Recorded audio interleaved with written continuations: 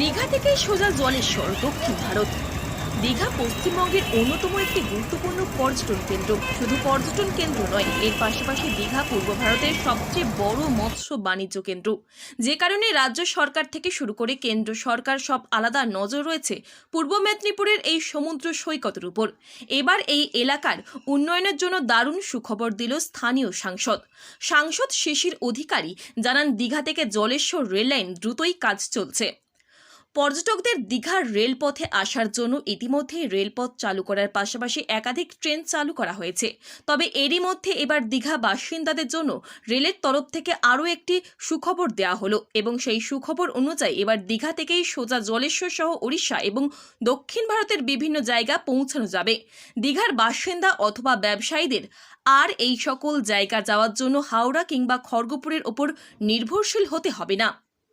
দীঘা থেকে জলেশ্বর পর্যন্ত ৭২ কিমি রাস্তা রেলপথ সম্প্রসারণের কাজ 2011 থেকে 12 সালে অনুমোদিত হয়েছিল।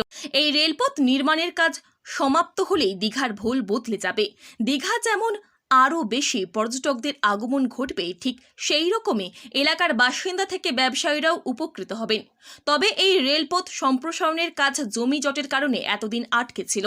দীঘা এবং উড়িষ্যার জলেশ্বরকে রেলপথে এক সূত্রে বাঁধার জন্য প্রয়োজন 507 একর জমি। এর মধ্যে 137 একর পশ্চিমবঙ্গে এবং 370 একর ওড়িশার। এই প্রকল্পের জন্য রেলের তরফ থেকে 1584 কোটি টাকা বরাদ্দ করা হলেও পশ্চিমবঙ্গের জমি জটের কারণে কাজ আটকে থাকে। তবে এই প্রকল্প খুব তাড়াতাড়ি শেষ হবে বলে আগেই আশ্বাস দিয়েছেন রেলমন্ত্রী অশ্বিনী কুমার বৈষ্ণব। ইতিপূর্বেই জলেশ্বর থেকে চন্দনেশ্বর পর্যন্ত রেললাইনের কাজ দ্রুতই চলছে, তাই কাঁথির সাংসদ আশা করেছেন রেলের এই প্রকল্পের জন্য পশ্চিমবঙ্গের জমি জট কেটে যাবে আর দ্রুতই দীঘা জলেশ্বর লাইন সংযুক্ত হবে।